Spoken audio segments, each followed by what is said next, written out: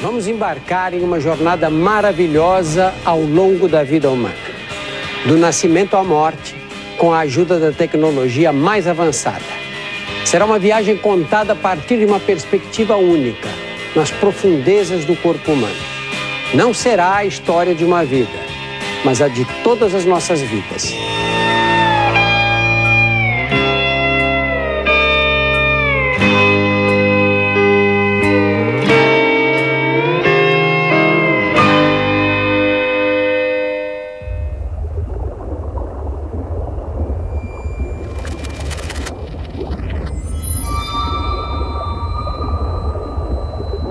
Quarenta semanas depois que o espermatozoide fecundou o óvulo, uma nova vida foi criada.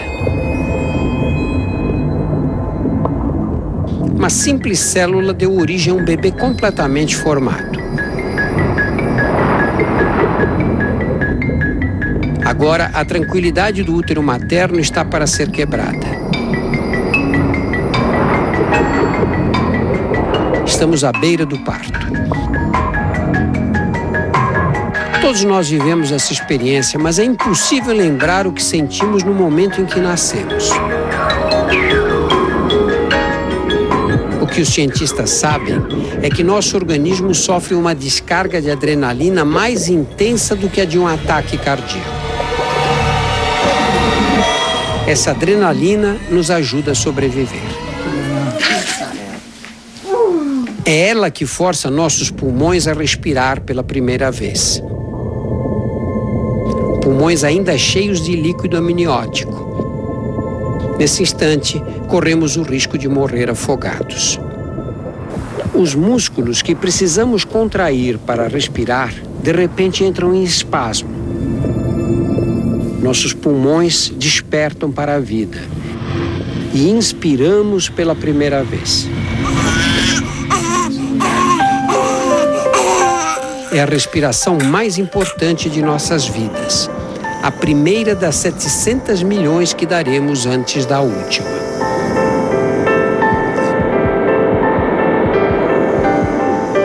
O ar chega à traqueia e percorre os bronquíolos, que se dividem em bronquíolos cada vez mais finos, até desembocar nos alvéolos pulmonares, pequenas formações em forma de saco, onde o oxigênio é absorvido e o gás carbônico eliminado. Nos pulmões existem 30 milhões de alvéolos.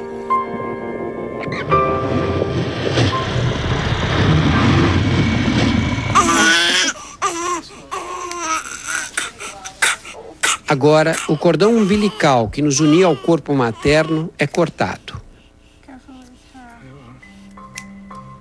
Pela primeira vez, estamos por conta própria.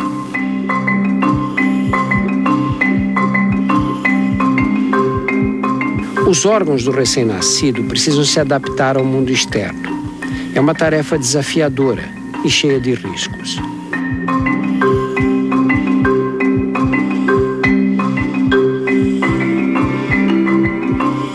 Nosso coração, do tamanho de uma noz, já pulsava há 8 meses, mas agora enfrenta uma complicação. Ele tem 2 orifícios abertos, um na aorta e outro em suas paredes internas. Esses orifícios vêm da vida intrauterina e serviam para desviar o sangue de nossos pulmões paralisados na direção dos vasos da placenta.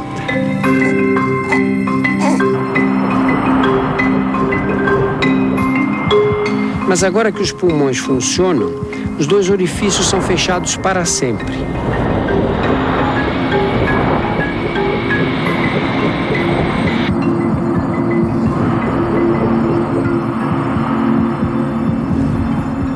Com o coração batendo compassadamente, o sangue será bombeado por milhares de quilômetros de vasos sanguíneos.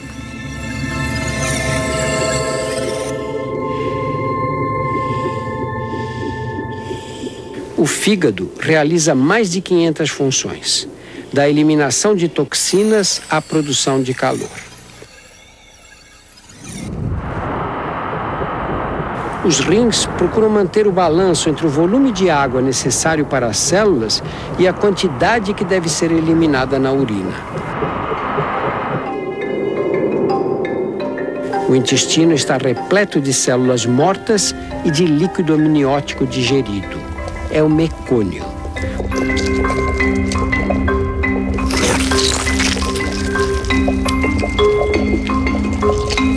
O mecônio é um líquido corrosivo. Se o bebê chegar a aspirá-lo, ele poderá atacar os pulmões. Dentro do intestino, porém, ele é inofensivo e será eliminado em horas.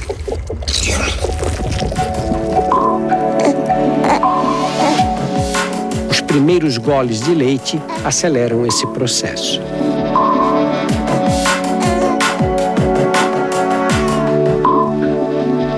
O trauma do nascimento parece haver terminado, mas a aventura de sobreviver está apenas começando. O corpo humano é uma máquina microscopicamente desenhada.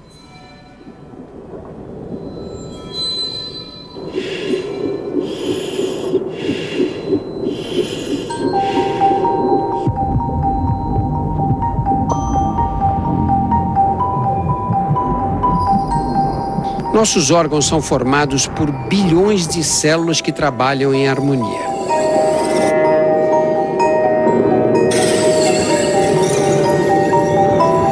Dentro de cada célula existe uma organização perfeita que diz a cada uma delas o que fazer e de que modo deve comportar-se. No interior do núcleo celular está enovelado nosso DNA, estrutura única de cada um de nós.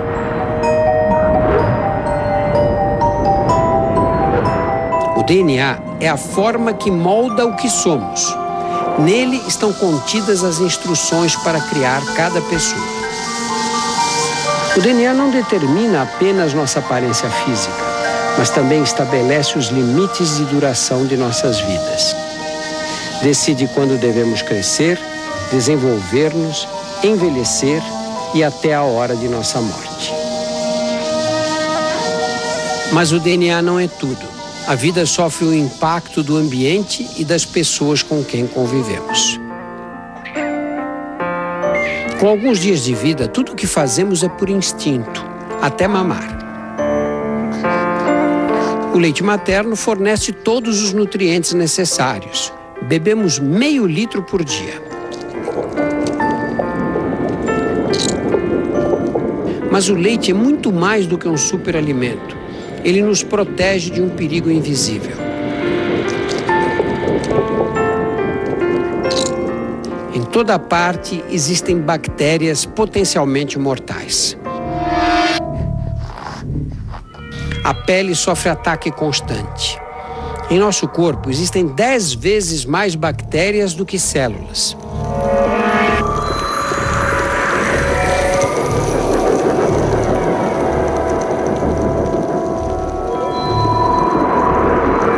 O sistema imunológico subdesenvolvido ainda não tem forças para vencer as infecções.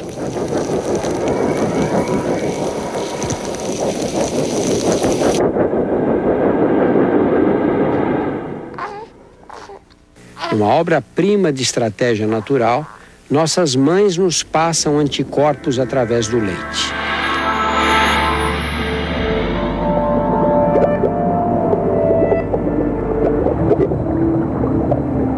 Até que nosso sistema imunológico amadureça, ela nos mantém saudáveis. A amamentação cria laços tão profundos entre a mãe e o filho que servirão para guiá-lo ao longo da infância e até da vida adulta.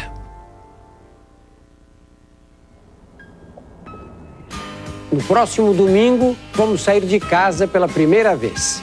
O mundo em nossa volta começa a fazer sentido.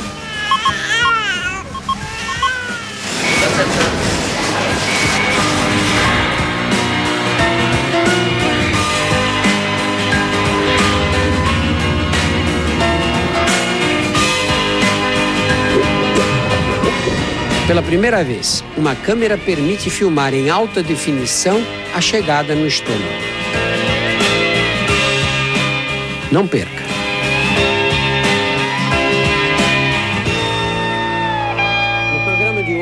vamos mostrar como se desenvolvem nossos 5 sentidos: olfato, audição, visão, tato e paladar.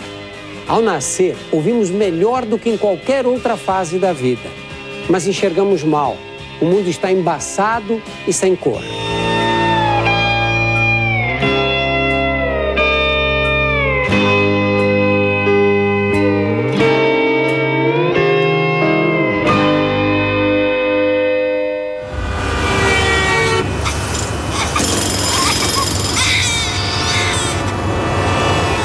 Nessa idade, uma simples ida ao supermercado é uma sobrecarga de estímulos. O ambiente é barulhento, cheio de luzes e de cheiros. No interior do nariz, os nervos olfativos recebem as correntes de ar que respiramos. Eles detectam as moléculas dos objetos que nos cercam e enviam um sinal elétrico para o cérebro. O cérebro interpreta esses sinais como cheiros e nos transmitem a sensação olfativa. O olfato é muito sensível. Aprendemos depressa a reconhecer odores e a identificar nossas mães com o nariz. O mundo em nossa volta é cheio de ruídos. Ondas sonoras fazem vibrar essa estrutura que você vê esbranquiçada. É a membrana do tímpano. As vibrações são transmitidas para dentro do ouvido, onde estão situados 3 ossos minúsculos: martelo, bigorna e estribo, os menores ossos do corpo humano. Cabem na ponta de um dedo e ficam do mesmo tamanho pelo resto da vida. Esses ossinhos amplificam as vibrações transmitidas pela membrana do tímpano. Amplificam 22 vezes o volume do som. As vibrações penetram uma estrutura em forma de caracol, situada no ouvido interno, a cóclea. O interior da cóclea é revestido por camadas de cílios muito delicados. Medem 200 vezes menos do que um fio de cabelo. Quando as ondas sonoras passam, eles vibram. Com o passar do tempo, sons mais intensos lesarão progressivamente os cílios. Mas nesta idade, eles funcionam perfeitamente.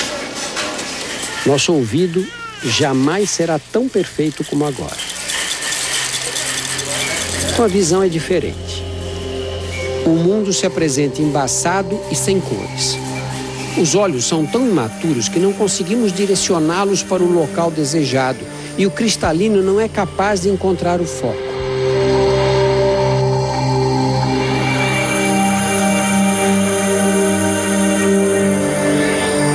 Os bebês não conseguem enxergar cores porque a retina, a camada situada no fundo do olho, também está imatura. Na retina existem os cones e os bastonetes, células especializadas em transformar luz em sinais elétricos. Os cones, encarregados de detectar as cores, ainda estão em desenvolvimento. Por isso, vemos tudo em branco e preto.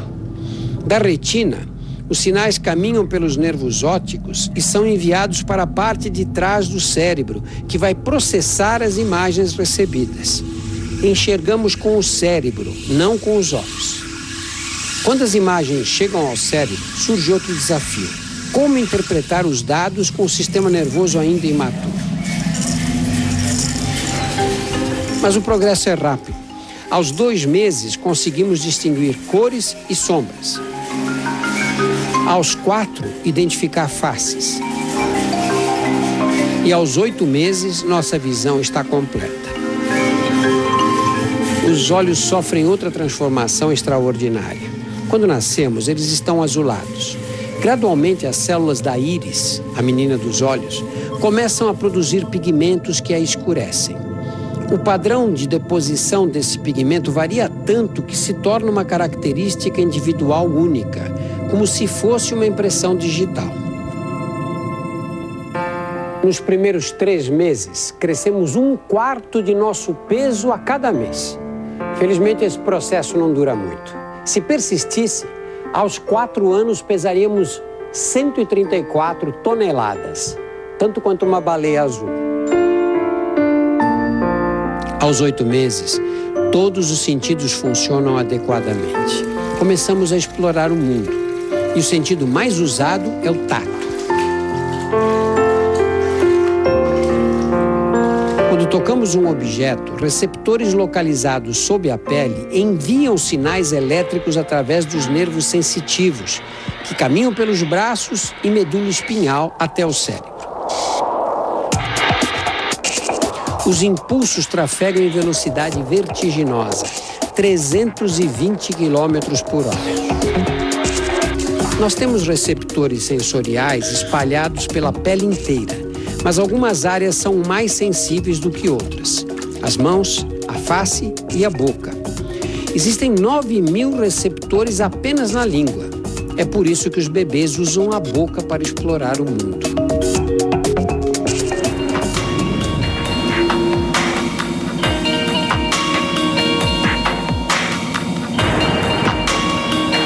A digestão começa na boca. Os dentes trituram os alimentos. Pequenas glândulas sob a língua produzem saliva para começar a digeri-los.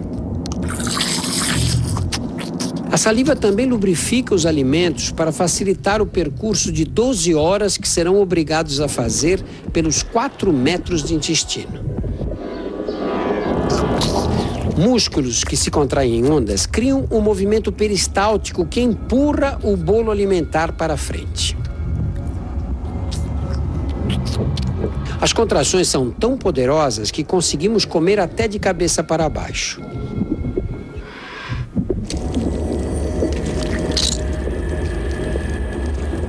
Pela primeira vez, uma câmera permite filmar em alta definição a chegada no estômago.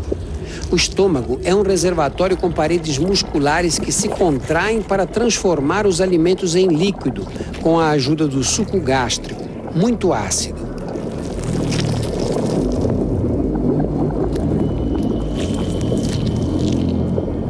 O ácido é tão corrosivo que as paredes internas do estômago precisam ser constantemente protegidas por uma camada de muco. Sem ele, surgem as úlceras. Cerca de 1 hora mais tarde, o estômago espreme a comida por uma passagem estreita, o piloro, que o separa do duodeno.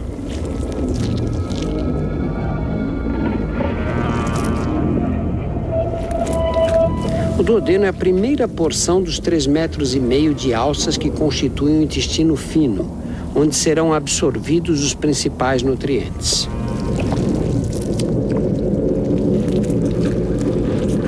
O primeiro passo é dado pelo pâncreas, ao produzir um suco que neutraliza o ácido do estômago.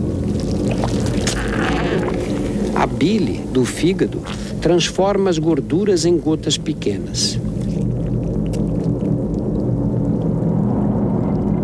O interior das paredes intestinais possui milhões de projeções microscópicas chamadas vilus, que aumentam a superfície do intestino, facilitando a absorção. Depois de mais 1h30, o intestino já absorveu a maior parte dos nutrientes.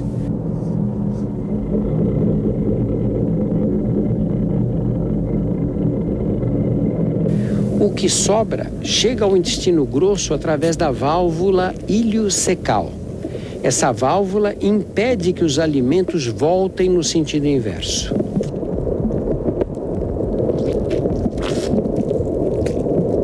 A principal função do intestino grosso é absorver água. O que sobra é uma mistura de restos alimentares, células mortas e bilhões de bactérias. As bactérias do intestino grosso não causam infecção. Elas são importantes porque produzem as enzimas que quebram os carboidratos complexos que o intestino não conseguiu digerir. Finalmente, depois de 12 horas, o corpo elimina o que sobrou da refeição.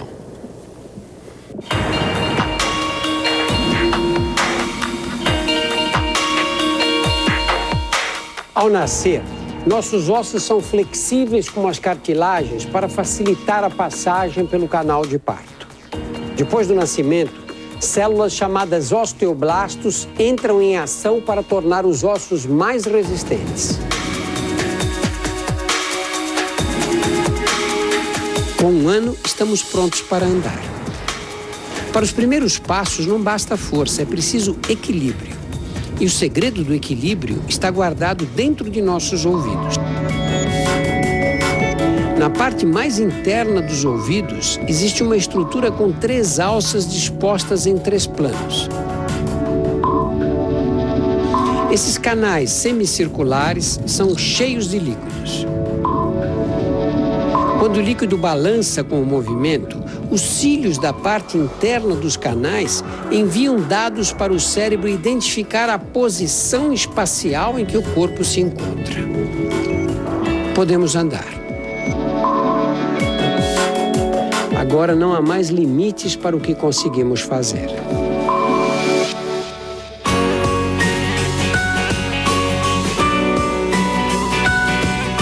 Na próxima semana, a infância.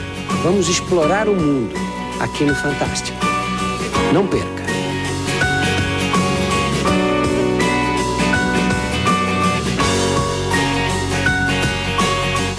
Nos primeiros programas desta série, mostramos a fragilidade dos bebês.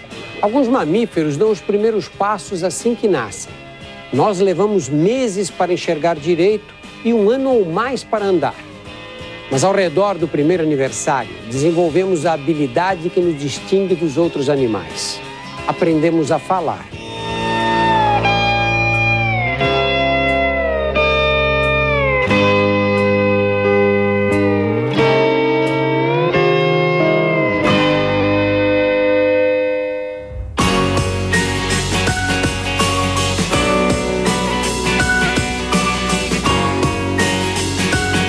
A maioria de nós começa a falar com 1 ano de idade.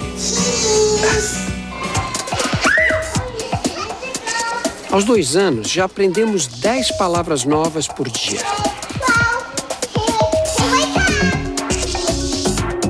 Esta é a área do cérebro envolvida no processamento da linguagem. É chamada área de Broca. Por meio dela, criamos sentenças e expressamos pensamentos complexos.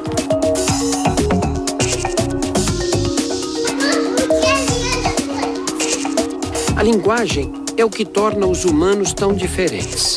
Falando, podemos expressar nossas ideias. Podemos ensinar melhor os nossos filhos.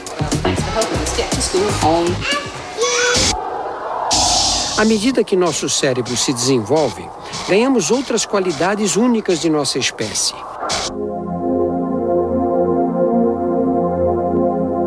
Adquirimos consciência de nossa identidade e individualidade. Aprendemos a pensar por nós mesmos.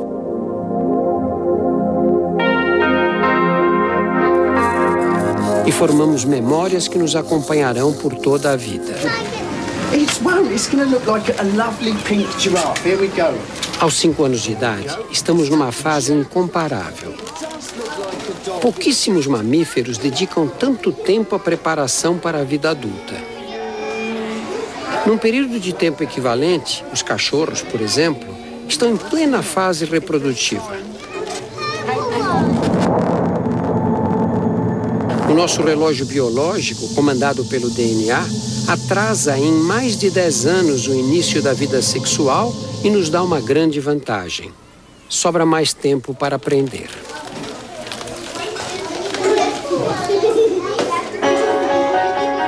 A infância humana é totalmente direcionada para o aprendizado.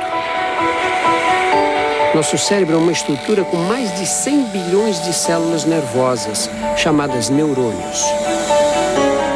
A energia trocada entre eles seria suficiente para manter uma lâmpada acesa o dia inteiro. Os neurônios se comunicam através de impulsos elétricos. Cada impulso é uma fração muito pequena de um pensamento e de uma memória. Quando ouvimos uma palavra nova, nossos ouvidos convertem o som em impulsos elétricos que serão enviados para o cérebro. Podemos aprender porque os neurônios estão constantemente se modificando, formando novas conexões. Eles não se ligam diretamente uns com os outros, como os fios de eletricidade dos postes. Deixam sempre um espaço livre, microscópico, no ponto em que se conectam. Esse espaço livre é a sinapse. Para que o impulso elétrico não seja interrompido ao atravessar a sinapse, eles liberam substâncias químicas, os neurotransmissores. Aprender é criar novas conexões entre neurônios. Memorizar é reforçar essas conexões através da repetição. Quanto mais repetimos, mais inesquecível a memória se torna. Quando queremos lembrar de um acontecimento, somos obrigados a colocar em ação os mesmos neurônios que entraram em atividade quando se formou a memória desse fato.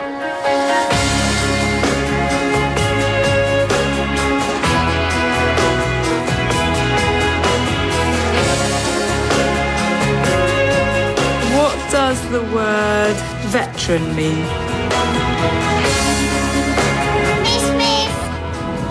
Aos 9 anos de idade, o cérebro cresce muito depressa e milhões de novas conexões são construídas o tempo todo.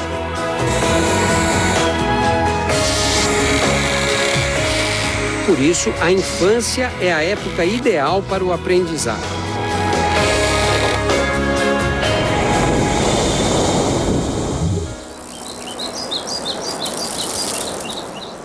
Não é só na sala de aula que as crianças aprendem.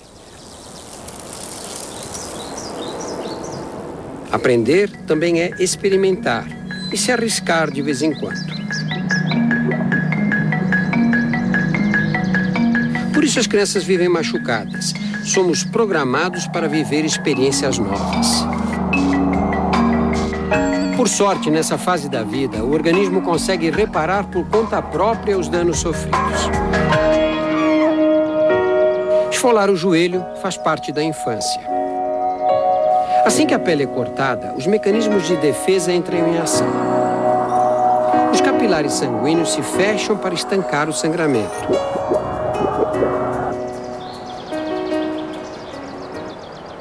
Ao mesmo tempo, as plaquetas, células existentes na circulação, migram para o local e formam uma placa viscosa que também ajuda na cicatrização. É o coágulo.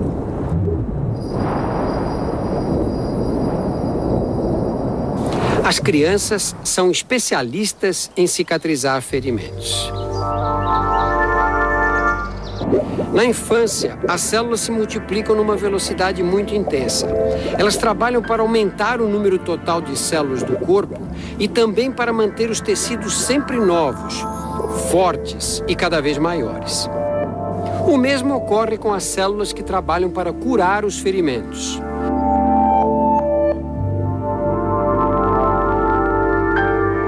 São tão competentes que muitas cicatrizes desaparecem para sempre.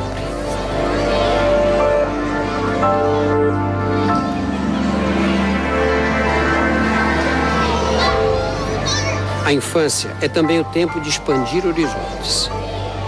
Cada vez interagimos com mais gente.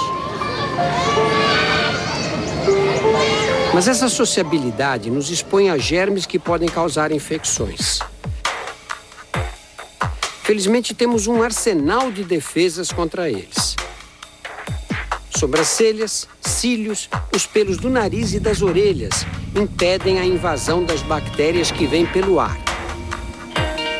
Suor, lágrimas e o muco nasal ajudam a aprisionar os germes. A pele se renova e se protege ao mesmo tempo. Enquanto descama para eliminar as células velhas, elimina também as bactérias que estão na superfície. A boca é mais vulnerável. Descobertas recentes mostram que os germes alojados na boca não são tão inofensivos. Se eles estivessem em outros órgãos, como o coração, poderiam ser fatais. Por sorte, a nossa boca tem uma arma secreta, a saliva. Além de ajudar na digestão dos alimentos, ela possui enzimas capazes de destruir bactérias. Produzimos até 1,5 litros de saliva a cada dia.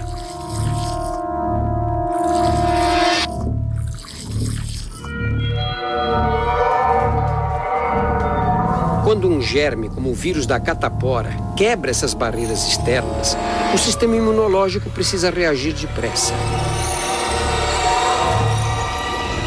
Milhões de vírus microscópicos viajam pela corrente sanguínea. Eles sequestram células de nosso corpo e as obrigam a produzir milhares de cópias idênticas a eles. Quando as células sequestradas se rompem, liberam novos vírus que se espalham pelo organismo.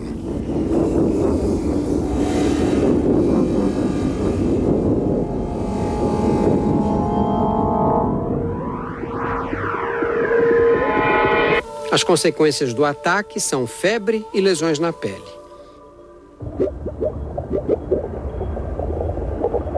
A febre é um sinal de que as defesas contra-atacam.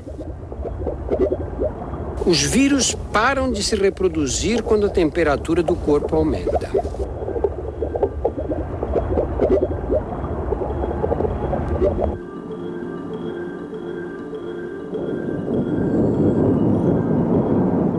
Quando o nosso sistema imunológico entra em ação, glóbulos brancos lançam proteínas tóxicas contra as células sequestradas pelo vírus. As células não resistem, mas os vírus existentes em seu interior também são destruídos.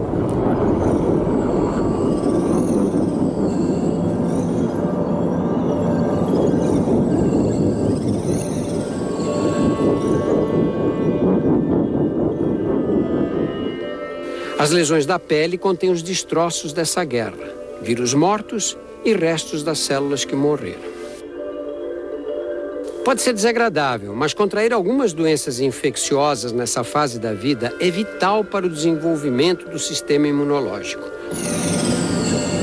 O organismo cria anticorpos que serão de grande valia no futuro. Antes, sobrevivíamos às custas dos anticorpos que recebíamos passivamente através do leite de nossas mães. Agora somos capazes de fabricá-los por conta própria. Se entrarmos em contato com o mesmo germe pela segunda vez, os anticorpos atacarão imediatamente. Os glóbulos brancos destruirão os inimigos antes que eles proliferem. Por isso, a infância é a época ideal para a vacinação. Nas vacinas, usamos germes atenuados ou fragmentos deles. Os anticorpos criam uma imunidade semelhante àquela que seria adquirida se tivéssemos a doença. Ficamos protegidos. Aos 11 anos, a infância está perto do fim. Estamos prestes a sofrer uma das maiores mudanças de nossas vidas. No próximo domingo, entraremos na adolescência, aqui no Fantástico. Não perca. Ao redor dos 11 anos, a infância se aproxima do fim. O corpo se prepara para transformações radicais. Mudará mais rapidamente do que em qualquer outra fase. Vai ficando para trás a ingenuidade infantil. Estamos à beira da vida adulta.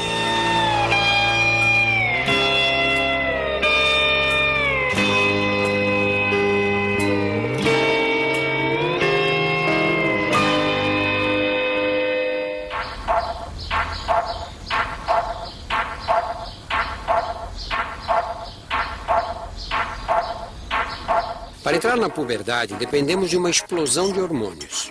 Não há programação fixa. Essa fase pode começar a qualquer momento, dependendo de nossos genes, do estilo de vida e até da dieta alimentar.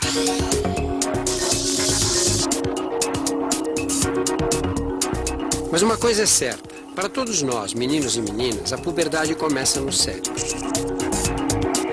A ordem final vem especificamente de uma estrutura situada na base do cérebro, o hipotálamo. O controle da temperatura do nosso corpo também vem dessa região. Tudo começa quando o hipotálamo libera uma proteína, a quispeptina, que inunda o tecido cerebral. A quispeptina dispara a produção de uma cascata de hormônios em outras partes do corpo.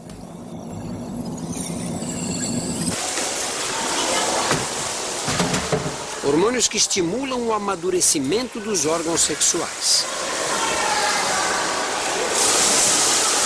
Nas meninas, amadurecimento significa ovulação. Pela primeira vez na TV, conseguimos ver os ovários em alta definição. É essa parte branca que aparece.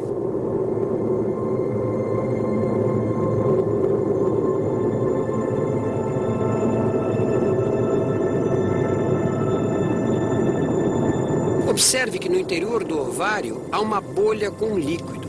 É o folículo. O líquido em seu interior protege o óvulo. Na ovulação, esse folículo se rompe e o óvulo cai na trompa. É aqui, na trompa, que ele será fertilizado ao encontrar o espermatozoide, ou perderá a vitalidade e será eliminado na menstruação. A ovulação acontece uma vez por mês, mas os ovários não são simples fábricas de óvulos. Eles também produzem hormônios sexuais que são lançados na circulação sanguínea, estrógeno e progesterona.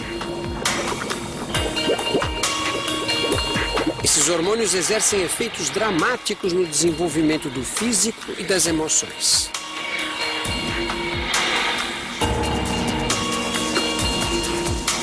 Meninas e meninos vivem uma experiência de crescimento acelerado.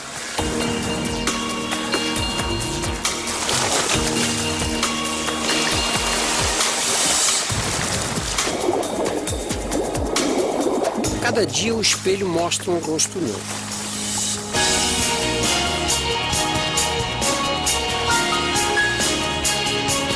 E todo o corpo muda mais rápido do que podemos perceber. Meninas se tornam mulheres, meninos viram homens.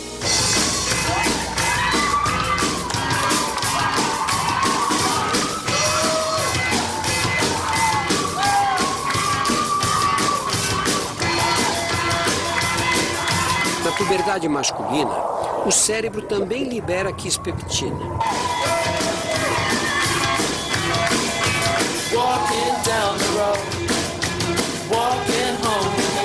O fluxo de hormônios causado por ela estimula os testículos para produzir esperma. E testosterona, muita, 10 vezes mais do que antes.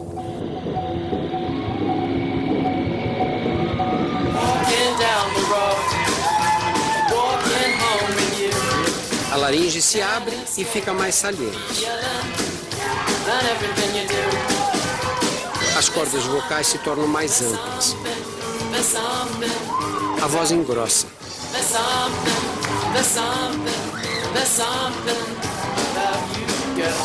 Os pelos crescem.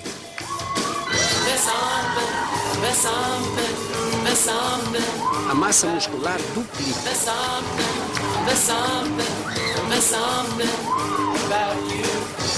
Essas são as transformações que podemos ver e ouvir, mas por dentro também estamos em plena mudança. No cérebro, os neurônios formam milhões de novas conexões. O humor e o caráter mudam. Somos tomados por novas emoções. E de repente, uma emoção se sobrepõe a todas as outras. Pela primeira vez, o sexo oposto nos atrai. Por fora e por dentro, nosso corpo é tomado por sensações inesperadas. O coração bate mais forte. A pressão arterial aumenta.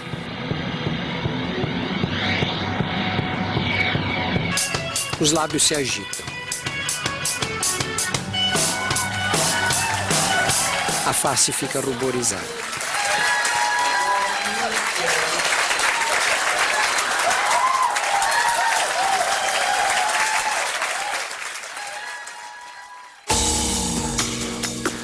Acontece o primeiro beijo. É um marco em nossas vidas.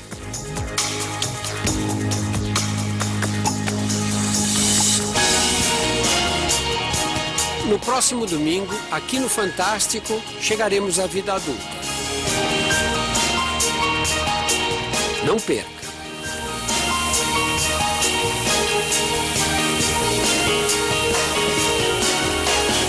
Nos anteriores, mostramos a viagem do corpo humano do nascimento às grandes transformações da puberdade. Nas primeiras 2 décadas de vida, multiplicamos nossa altura por 4. Nosso peso aumentou 21 vezes. Já digerimos 9 toneladas de comida. O coração deu 1 bilhão de batidas. Os pulmões respiraram 200 milhões de vezes. Agora somos adultos. As escolhas que fizermos nessa fase vão ter consequências pela vida inteira.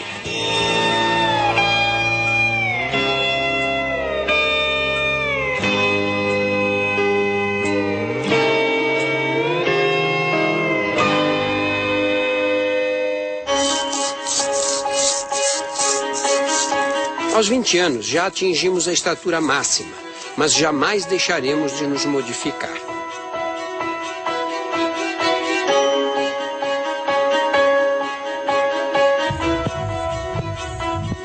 Trilhões de células formam nossos órgãos e tecidos. Com o passar do tempo, elas ficam lesadas ou envelhecem. Todos os dias, novas células crescem e se dividem para substituir as antigas. Órgãos inteiros são renovados. Praticamente a cada 2 anos, renovamos o corpo inteiro. Alguns tecidos são renovados ainda mais depressa. É por isso que precisamos vir aqui. Os cabelos são feitos de células da pele modificadas. Cada fio é formado num folículo que fica dentro da pele. Aqui nascem essas células alteradas que logo morrem quando novas células as impulsionam para cima e nosso cabelo cresce. E cresce muito. A cada ano fabricamos incríveis 11 quilômetros de pelos e cabelos por todo o corpo. Não depende da nossa vontade. Felizmente conseguimos controlar, mesmo que parcialmente, o crescimento de outras partes do nosso organismo. Algumas escolhas que fazemos nessa fase da vida, como fazer exercícios, por exemplo, nos afetam para sempre. O corpo humano é uma máquina construída para o movimento. Precisa de atividade física para funcionar direito. Os exercícios fortalecem o coração, o músculo que mais trabalha em nosso corpo.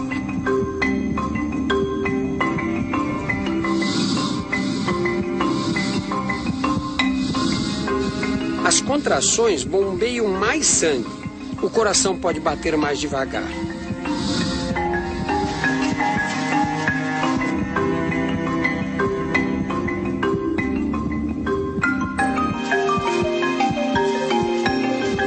Nossos pulmões, cheios de alvéolos para absorver oxigênio e eliminar gás carbônico, também se beneficiam.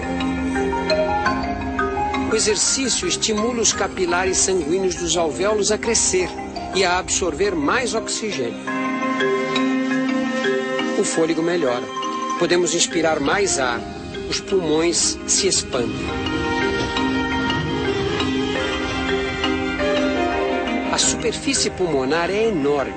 Se pudéssemos esticar completamente os 2 pulmões, eles cobririam uma quadra de tênis.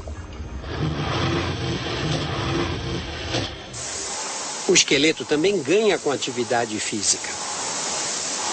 Os exercícios exercem pressão sobre os ossos. Esse esforço estimula a renovação. Células chamadas osteoclastos eliminam o tecido ósseo que ficou velho.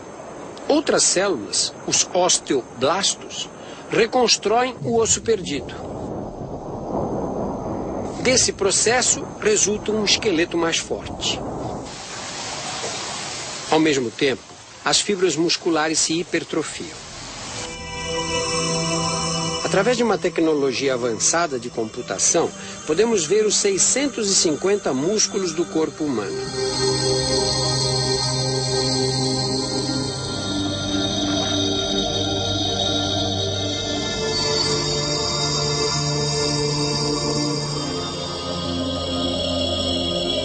Eles representam 1/3 do peso total de um adulto.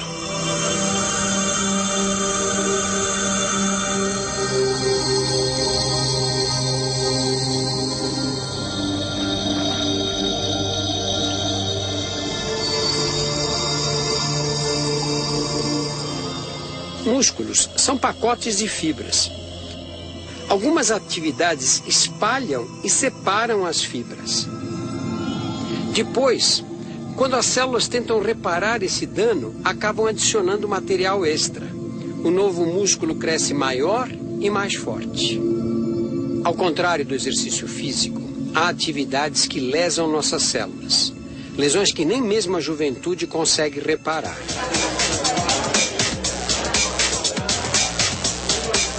Festas fazem parte da vida aos 20 anos.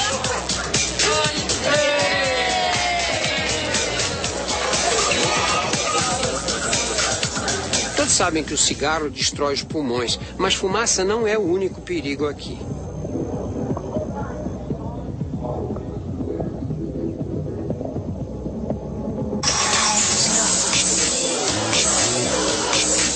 Desde que nascemos, a audição é prejudicada pelos ruídos mais intensos.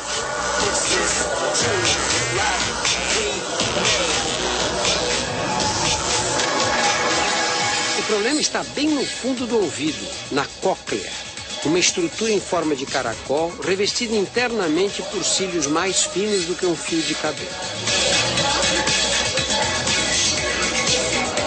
Eles transformam o som em impulsos elétricos, mas são muito frágeis.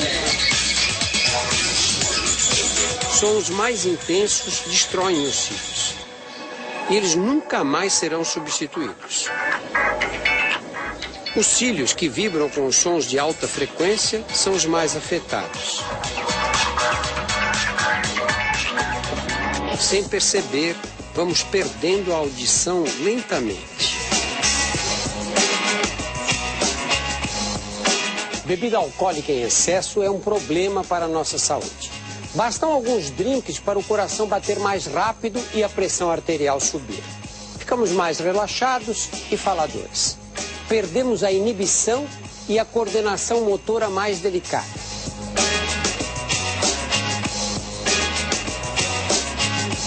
Beber com os amigos faz parte da rotina da maioria dos jovens aos 20 anos. Isso é importante para a nossa formação social, mas ficamos vulneráveis a um veneno para o nosso corpo.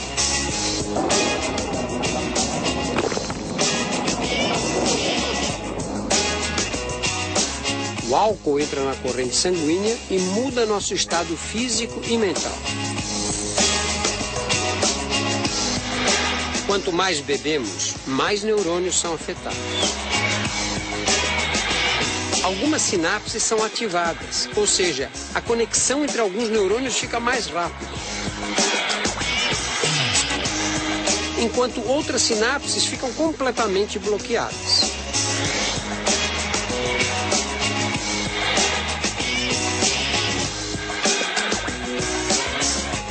O álcool também engana os neurônios. Faz o cérebro pensar que estamos inundados de água.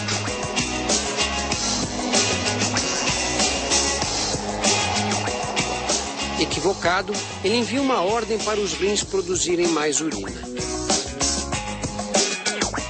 Perdemos um líquido precioso. Sem perceber, ficamos desidratados. A manhã seguinte nos reserva uma surpresa.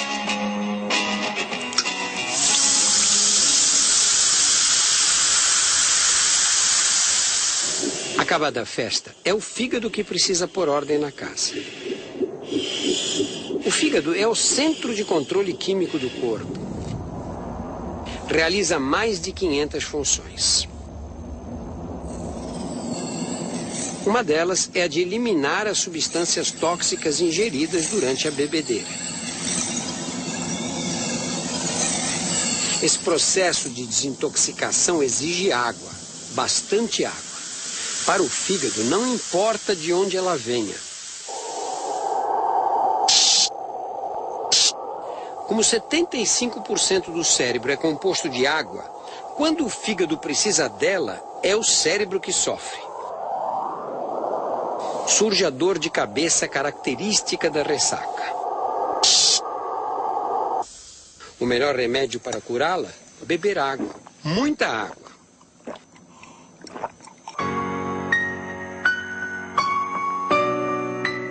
No próximo domingo, enfrentaremos novos desafios. É hora de encontrar o amor e de ter filhos. Aqui no Fantástico.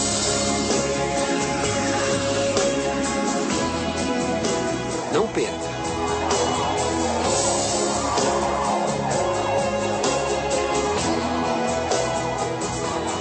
É hora de ter filhos.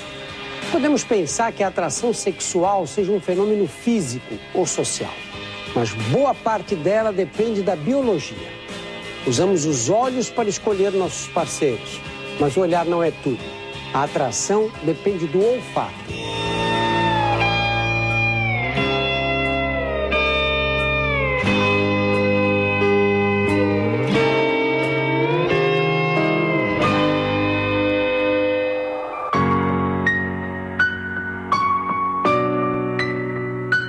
Podemos encontrar o amor em qualquer lugar, até no trabalho.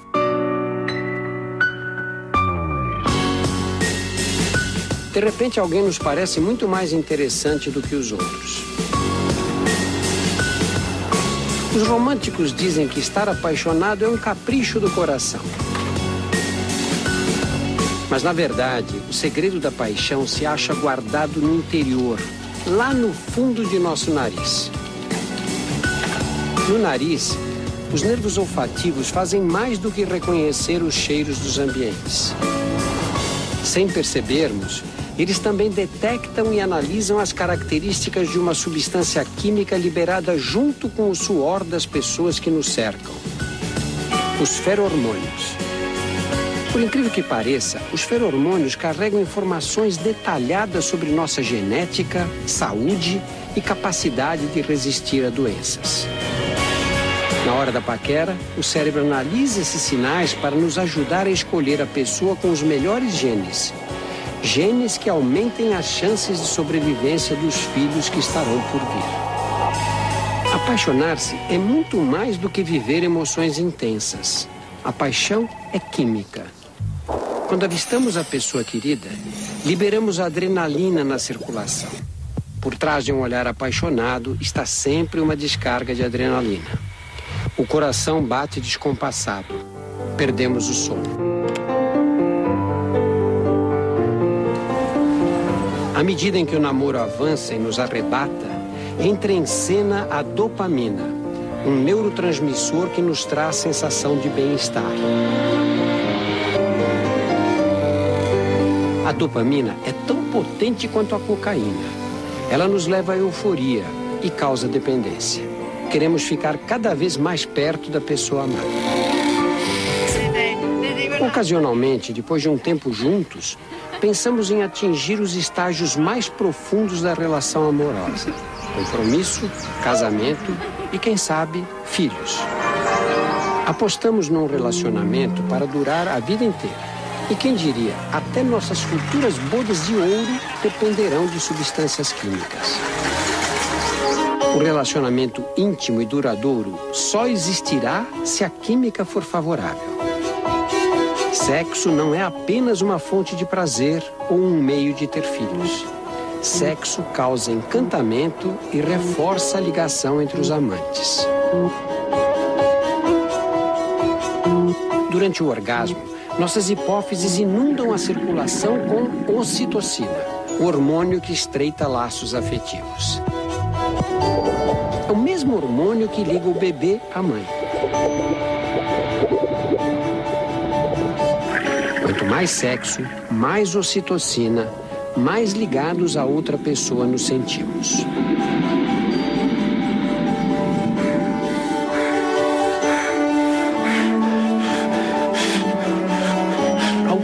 antropólogos acreditam que a ocitocina é a grande responsável por manter pais e mães unidos enquanto criam os filhos. União importante para garantir a sobrevivência das crianças. Sem ela, talvez a espécie humana não teria chegado aos dias atuais. Em nossa viagem fantástica chega um dos momentos mais incríveis em nossas vidas: a hora de ter filhos.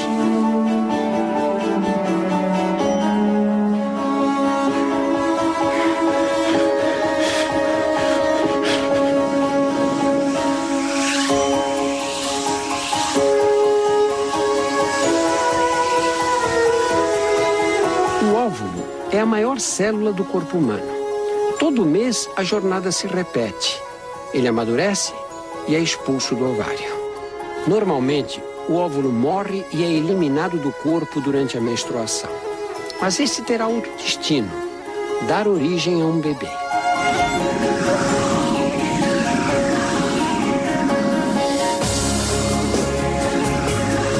O espermatozoide é a menor célula do corpo. 300 milhões de espermatozoides invadem a vagina durante a ejaculação.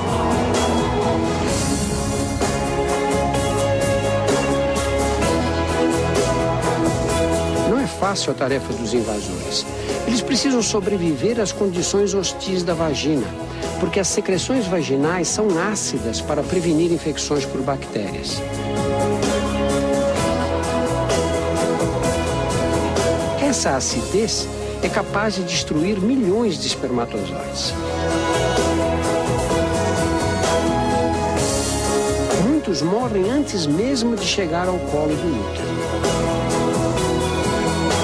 Os que conseguem sobreviver nadam útero adentro para chegar ao óvulo que vem descendo pela trompa.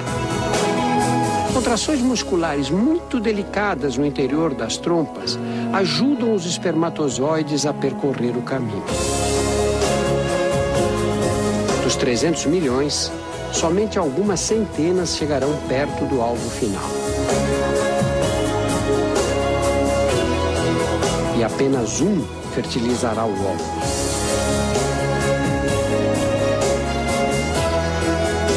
É a seleção natural em sua essência, a sobrevivência do espermatozoide mais forte, mais apto, do que carrega o melhor DNA para transmiti-lo aos descendentes.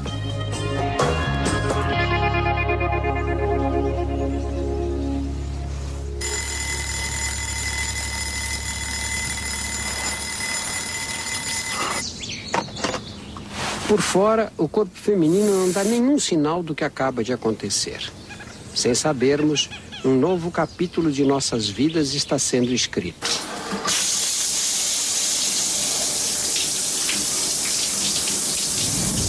Nas próximas 40 semanas, uma única célula vai se transformar num bebê.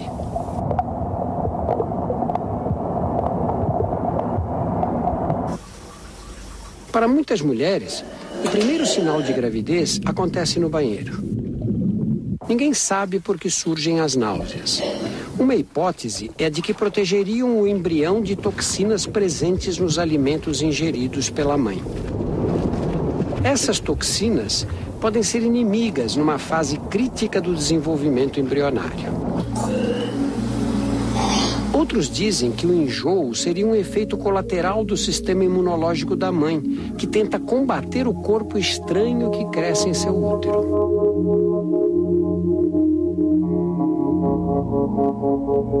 O embrião pode ser comparado a um parasita. Suga a energia da mãe enquanto retira do corpo dela tudo o que precisa. Ele está aparelhado com um kit de sobrevivência, a placenta. Na placenta, o sangue da mãe passa os nutrientes para o feto através de uma membrana.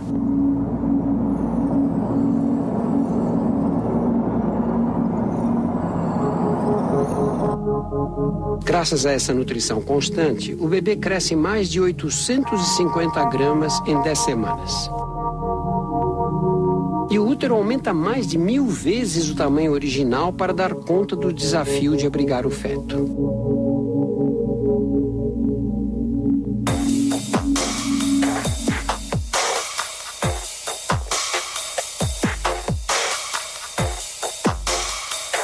barriga cresce. O corpo materno precisa se reorganizar internamente para acomodar o bebê, que cada vez ocupa mais espaço. Esta mulher não está grávida. Todos os órgãos estão bem dispostos. Agora, olha a diferença de uma que está grávida. Os órgãos ficam apertados nas costas ou pressionados contra o tórax. E não é simples questão de espaço. Além de estar comprimidos, eles precisam trabalhar em dobro. Os pulmões e o coração são exigidos como nunca. Para abrir mais espaço, os músculos e os ligamentos da coluna ficam relaxados e se curvam.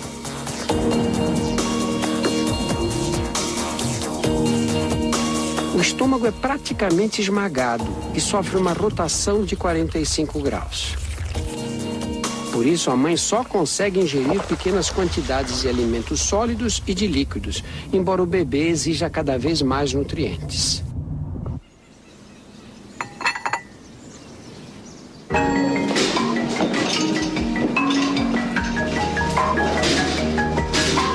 Finalmente, depois de 9 meses, chegou a hora. Expulsar do corpo da mãe um bebê de quase 3 quilos é uma tarefa complicada. Os ligamentos se tornam mais elásticos para permitir que a bacia se abra para formar o canal de parto. Mesmo assim, a passagem fica bem apertada.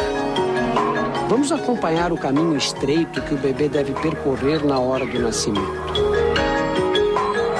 Ele ainda tem que girar o corpo para conseguir passar pelos ossos da bacia da mãe.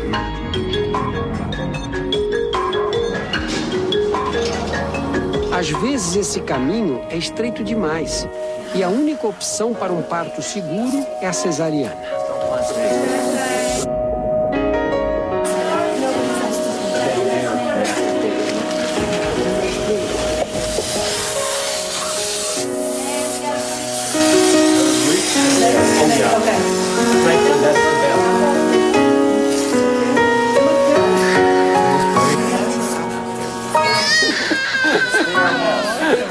Há 30 anos éramos bebês. Hoje somos pais e mães. Criar filhos exige grande esforço físico e emocional. A partir de agora, nossa vida vai mudar para sempre. A juventude ficou para trás. Os anos passam e nosso corpo está para entrar numa nova fase de mudanças. No próximo domingo, a nossa viagem fantástica continua. Enquanto os filhos crescem, nós também nos transformamos. Domingo que vem. Até lá.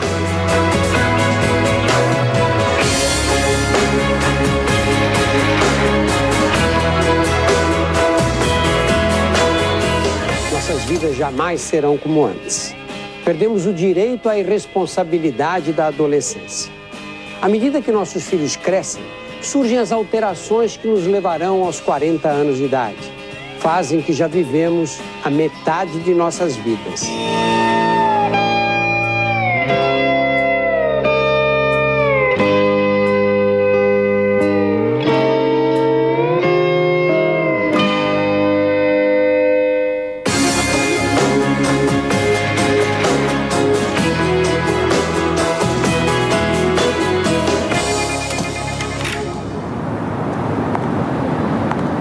Nessa idade, o corpo humano atingiu a maturidade. Já vivemos dias em que fomos mais fortes e mais ágeis. Doors closing. Anos atrás, começamos a envelhecer. Mas só agora, aos 40, percebemos as marcas do tempo. Nossa aparência mudou.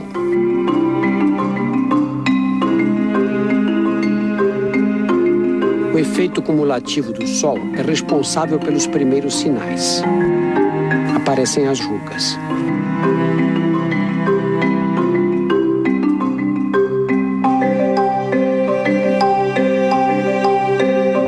Desde Desde o nascimento, nossa pele é renovada num ritmo alucinante.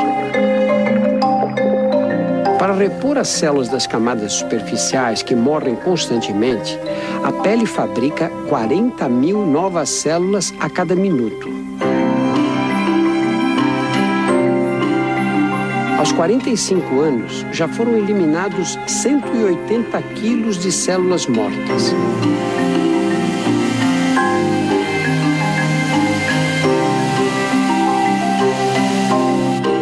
A renovação é tão rápida que as células mais velhas de nossa pele não têm mais do que 1 mês de idade. Mas a causa das rugas não são as células danificadas. As rugas se tornam mais nítidas por causa das fibras do tecido que dá suporte à pele, o colágeno. A radiação ultravioleta do Sol dispara uma reação em cadeia que degrada o colágeno. As fibras se tornam mais finas e quebradiças.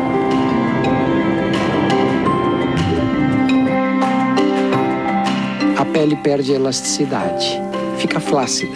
As rugas são inevitáveis.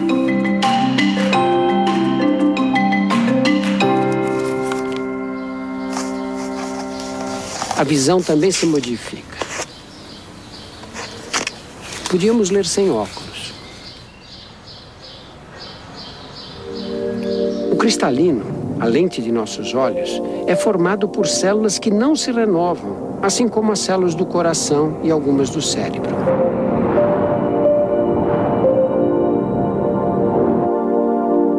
Elas permanecem as mesmas do nascimento até a morte. Com a idade, o cristalino se torna mais rígido, com mais dificuldade para focalizar. Fica difícil adaptar-se às variações de claro e escuro. E para piorar, os olhos ficam mais secos. As lágrimas que serviam para lavá-los estão mais escassas. As mudanças atingem todo o nosso organismo. Aos 20 anos, era fácil manter o corpo em forma. Podíamos comer à vontade, sem ganhar peso.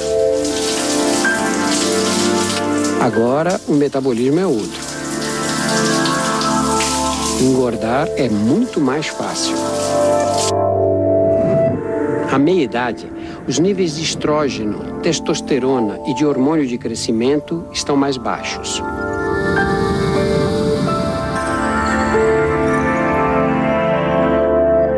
Como consequência, perdemos massa muscular. Perdemos cerca de 3 quilos de músculo por década.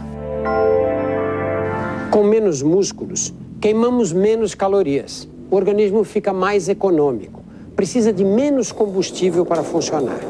Se continuarmos a comer como antes, o excedente é armazenado sob a forma de gordura. As mulheres acumulam gordura nas cadeiras. Isso tem uma explicação. Durante a gravidez, a gordura acumulada nessa região funciona como uma reserva de energia. Nos homens, a barriga é que aumenta. Para nossos ancestrais, o peso extra na cintura era uma reserva útil, que ajudava durante as longas caçadas. A capacidade de metabolizar gorduras diminui com a idade. O mecanismo é controlado por pequenas estruturas que existem dentro das células, as mitocôndrias. As mitocôndrias funcionam como centrais energéticas das células. Elas produzem energia, fazendo o oxigênio que respiramos reagir com os nutrientes ingeridos na alimentação. Com o passar dos anos, as mitocôndrias envelhecem e seu número em cada célula diminui, comprometendo, entre outras funções, a capacidade de metabolizar gordura. Às vezes, a combinação entre muita comida e metabolismo lento pode ser fatal.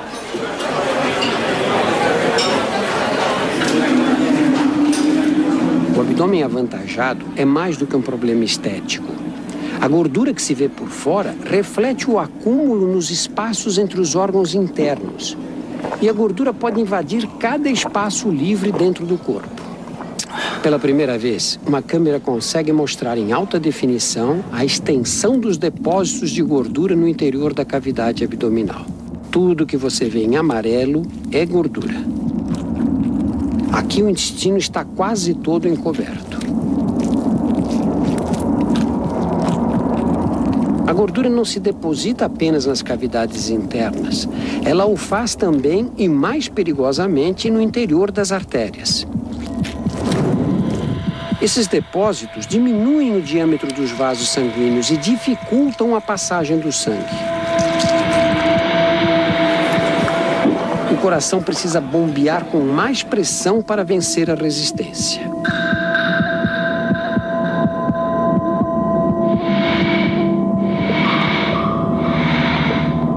Em casos extremos, a artéria pode ficar totalmente obstruída.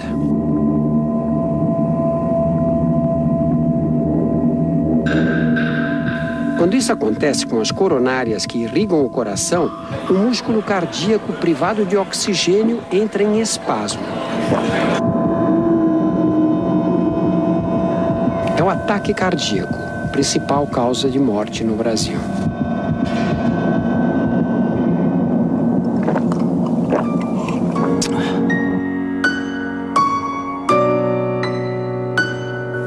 Quando atingimos os 50 anos, nosso metabolismo está mais lento, mas o estilo de vida não. Vivemos atolados de obrigações familiares, compromissos sociais e trabalho.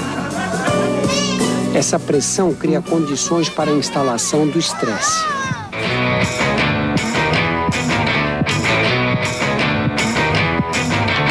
Reconhecer os sinais externos do estresse é fácil. Mãos geladas, respiração ofegante, palidez na face, sensação de cabeça vazia.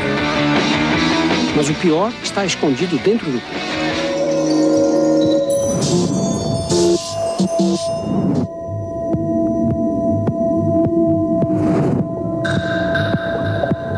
As glândulas suprarrenais jogam adrenalina e cortisol na corrente sanguínea. Esses hormônios fazem os músculos contrair, as artérias fecharem e o coração bater mais rápido. A pressão arterial sobe.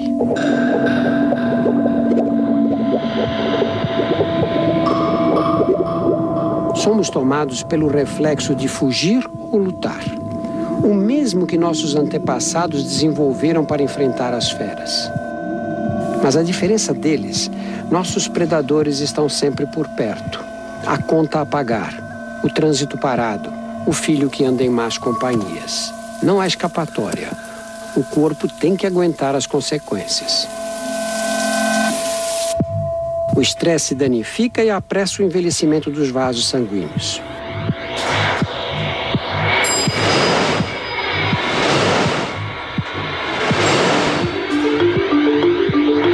A pressão alta agride as células do revestimento interno das artérias. Elas se tornam menos elásticas, endurecidas.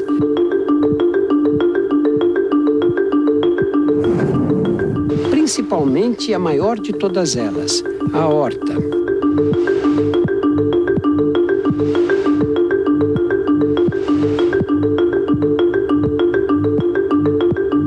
É um ciclo vicioso. O estresse provoca danos nas artérias, aumenta a pressão e faz o coração trabalhar com mais carga.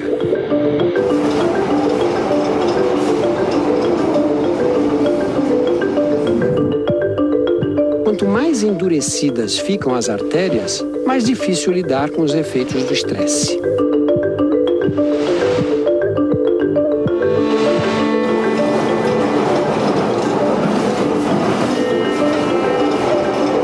Chegamos ao limite. O coração se hipertrofia para empurrar o sangue por um caminho estreito e danificado.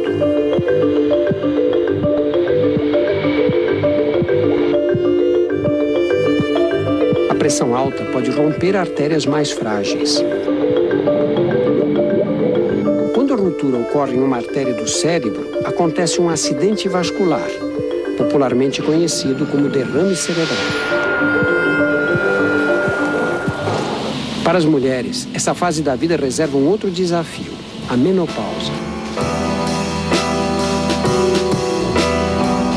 Os ovários ficam sem óvulos e as menstruações desaparecem. A produção de hormônios sexuais, estrógeno e progesterona, cai. O corpo feminino vive o fim da idade reprodutiva. A falta de hormônios altera as regiões do cérebro envolvidas no humor, na disposição e no controle do sono.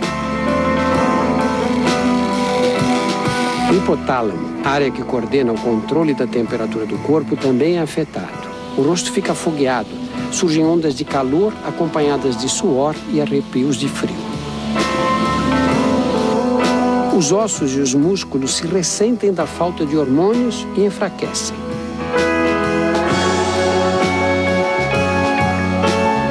O corpo da mulher passou a vida acostumado com os hormônios sexuais. Agora eles não existem mais. O processo de envelhecimento se acelera.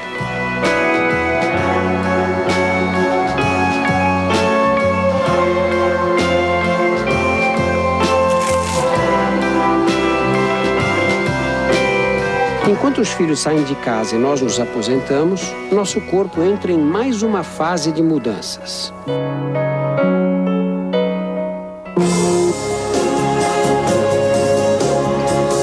Domingo que vem, desvendaremos os mistérios do envelhecimento, aqui no Fantástico. Até lá. E tiveram filhos. O nascimento de um neto é evidência de que não somos mais necessários para a perpetuação de nossos genes. Desse momento em diante, a vida seguirá em frente, estejamos ou não por perto.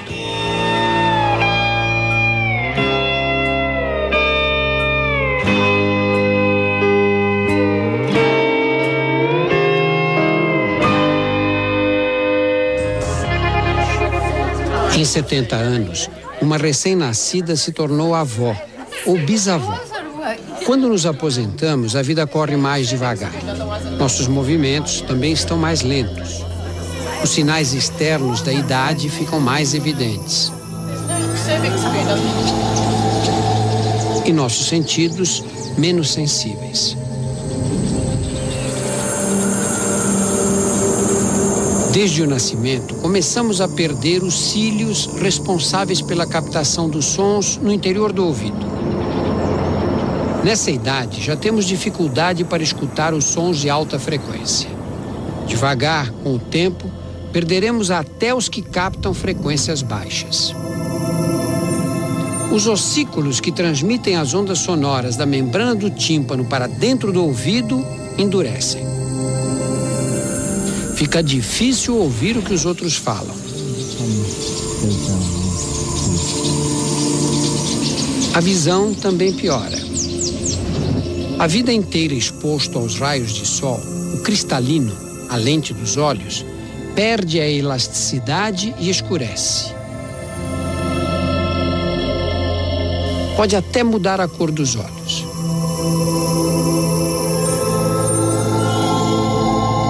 O cérebro precisa fazer acrobacias para compensar essas alterações.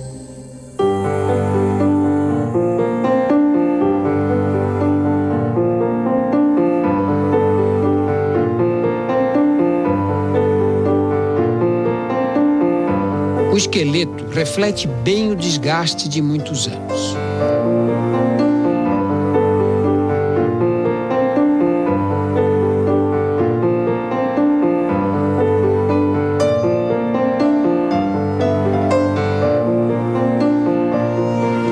Os ossos continuam fabricando células novas para substituir as velhas, mas os osteoblastos já não dão conta de repor as células perdidas.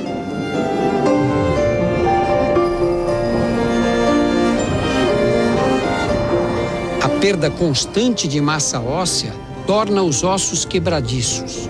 É a osteoporose, um perigo permanente.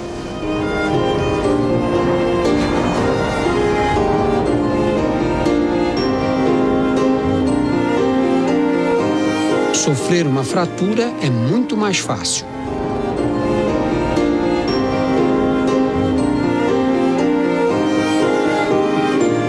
Isso acontece com ambos os sexos. Mas as alterações hormonais da menopausa aceleram o processo nas mulheres.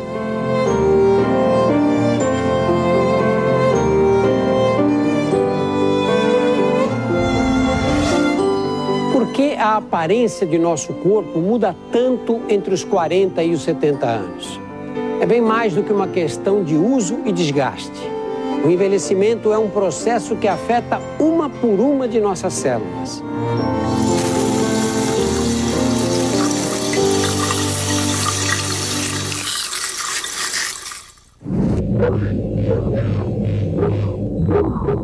A cada dia, bilhões de nossas células se dividem em duas. Para isso, precisam duplicar o DNA e destinar uma cópia para cada célula filha. Enquanto as células mais velhas morrem, as recém-nascidas ocupam o lugar deixado por elas.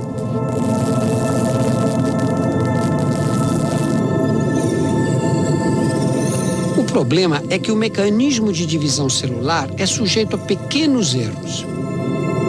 Quando o DNA é copiado, as imperfeições contidas nele também são duplicadas. Cada um desses erros é transmitido às células filhas, às células netas e assim sucessivamente para todas as descendentes. É como nas fotografias: cópias de cópias perdem a nitidez.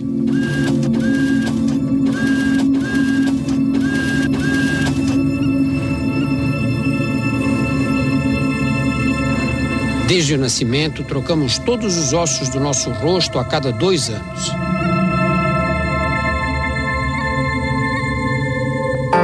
Aos 70 anos, nossa face é a 35ª cópia da que tínhamos ao nascer. A cada cópia, as imperfeições se tornam mais aparentes. É por isso que parecemos tão diferentes quando estamos mais velhos.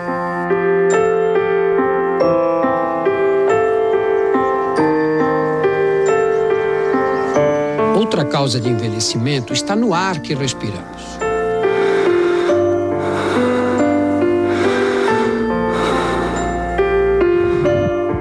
Sem oxigênio não podemos sobreviver, mas ele nos corrói lentamente.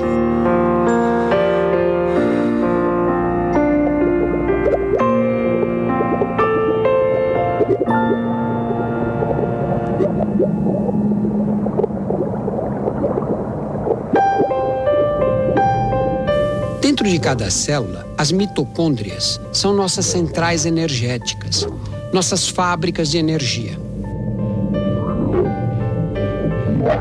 Elas combinam o oxigênio com os nutrientes para produzir a energia necessária ao funcionamento do organismo.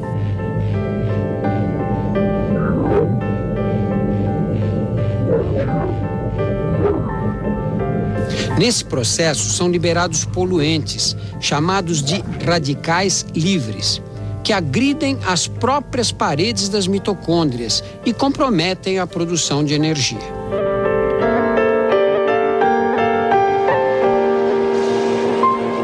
Como consequência, não conseguimos mais repor as células necessárias, nem corrigir os defeitos ocorridos em seu DNA. O funcionamento dos órgãos fica comprometido. Eles podem falhar.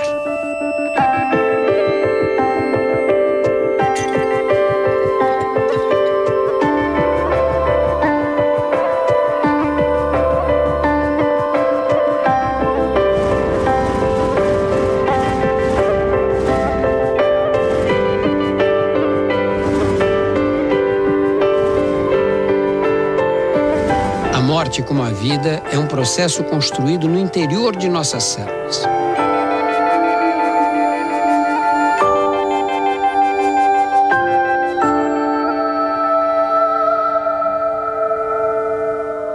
Da mesma forma que o DNA controla nosso desenvolvimento, também limita a duração de nossas vidas.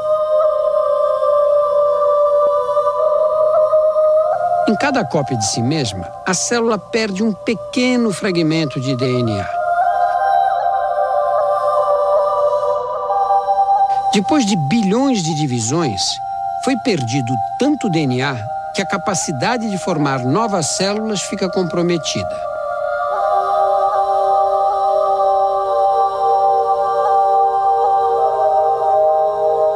A morte não é um acontecimento instantâneo. É um processo através do qual os órgãos, pouco a pouco, entram em falência.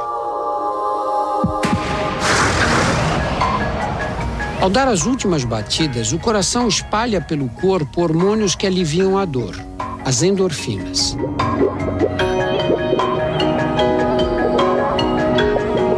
Sem oxigênio, os órgãos param de funcionar. Em 10 segundos, a atividade cerebral cai. Em 4 minutos, o cérebro será lesado irreversivelmente. Perderemos a condição humana. A audição é o último sentido a nos abandonar.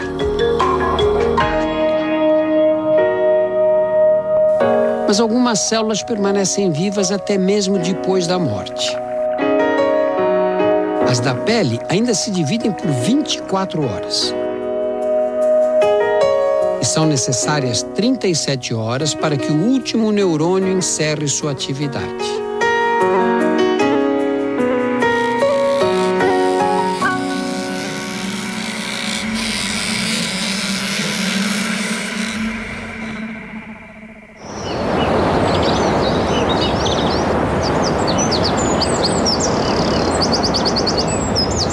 Para alguns de nós, a vida pode durar muito tempo.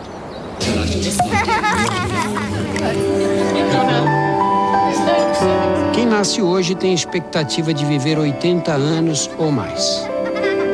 Mas todas as jornadas um dia devem terminar.